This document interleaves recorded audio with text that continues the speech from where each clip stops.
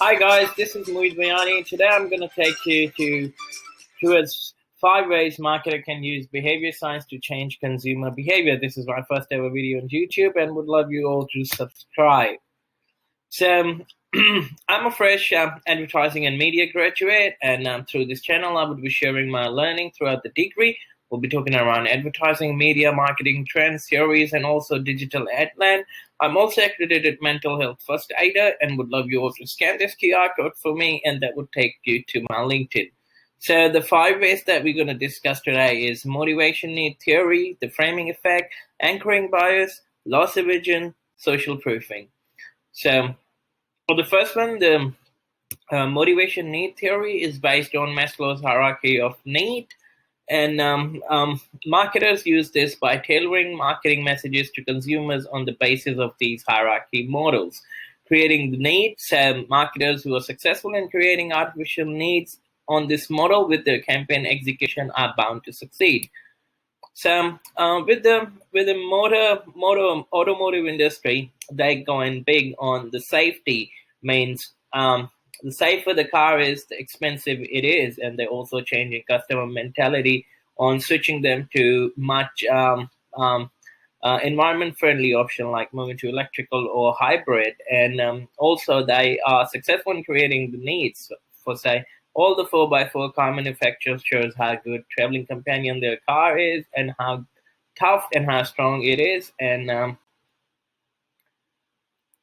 also with every sort of thing that we see is based on the hierarchy of models, and we will see that there's marketing messages everywhere around it. So with housing, there's cheap rentals offers. With insurances, there's every sort of insurance out there, and there's every sort of marketers who are promoting these insurance. There's like you can go on sort of the dating websites, and the dating website are advertising too highly these days and going on their STEAM needs. The education institutes are marketing highly to the potential customers. Moving on to our next way, which is anchoring bias. So what it is the human tendency is to put more weight on the first piece of information offered than everything that follows. And marketing use this as a contrast of a price or contrast of a brand image or contrast of a design or whatnot. So we see on the left, this is a GIF image which says the price cut down from 16.99 to 7.99, and obviously would be going for the cheaper one. Same as with the monthly versus annual plan.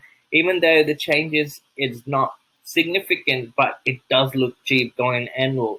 So what it happens is they move you to a retaining client, and you pay them all up front. Another experiment was done by Serendipity Restaurant up in New York, where they introduced the world's most expensive hot dog, which they call like a hot dog. It was $69, and then there was another ice cream introduced, which was made on special order before 48 hours. So they put these two dishes in the menu to anchor, and so that the price of the other menu looked cheap.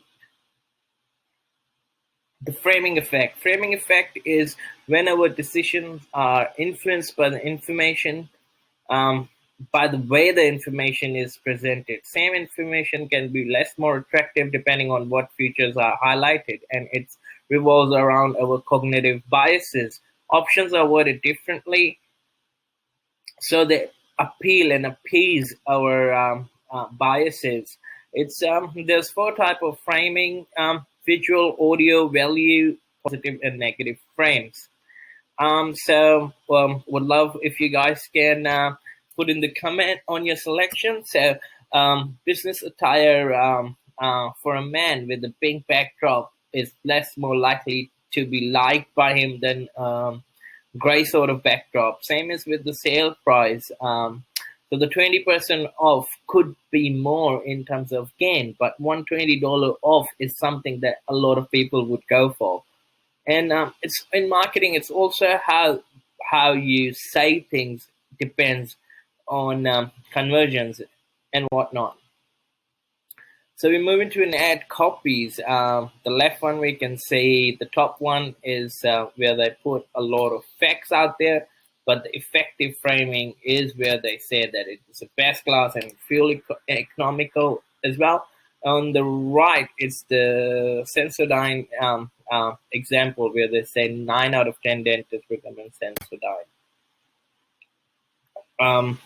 Moving on to the next one, which is the loss aversion theory. What it is loss aversion is losses loom larger than gains, said by Kahneman and Tversky in 1979, framing your offers in terms of loss instead of framing them in terms of gain. The principle of loss aversion is a powerful tool for brands to increase customer conversion engagements. A lot of successful brands like Netflix, Spotify, SoundCloud, Stan, LinkedIn Learning, or Microsoft, they all use the loss aversion concept where they give their features or where they get you to use their platform for free, and then eventually one day or another you got to keep paying them because then you are deprived of the services or entertainment you were getting from them. So moving on to the last one, social proofing. The connotation is human as a herd of sheep. What is it? Is the concept of social proofing or herding describes the human tendency to make decision on what others are doing around them and how it applies in marketing. Evidence that other people have purchased and found value in products satisfies us and tend that we move towards those brands. So the social proof is engagements on social, it's generating content, it's getting certification and wisdom from industry panels or your mates or your family. Type of social proof: expert social proof, celebrity social proof, user social proof, wisdom of the crowd, wisdom of friends and family. And social proof in marketing is around testimonials, reviews, media partnerships, content going viral, endorsements, etc.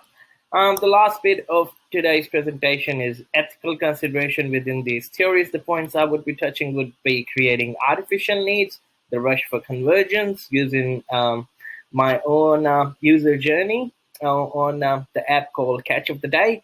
And we'll also be looking at data authenticity and privacy. So being thirsty is a biological need, but I wonder why we have around 8 to 10 or 12 options in front of us when getting water in the supermarkets or the servers. And is it ethical for Coke or Sprite to still advertise as the best refreshing drink one can ever have?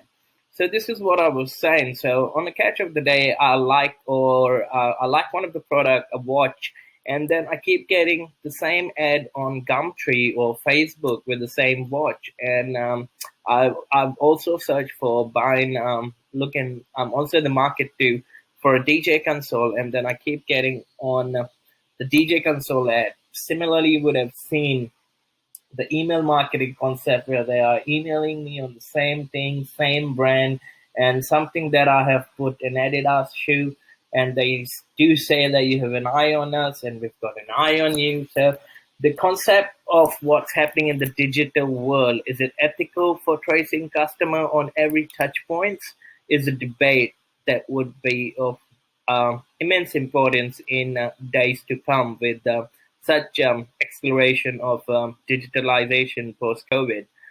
So recently, there's a massive change in the World Wide Web that websites are not allowed to sell third-party cookies to brands or businesses so that they can trace out their customer and then advertise them. I hope this video would have given you some information and would love you to subscribe, like, comment, and share this. Thank you.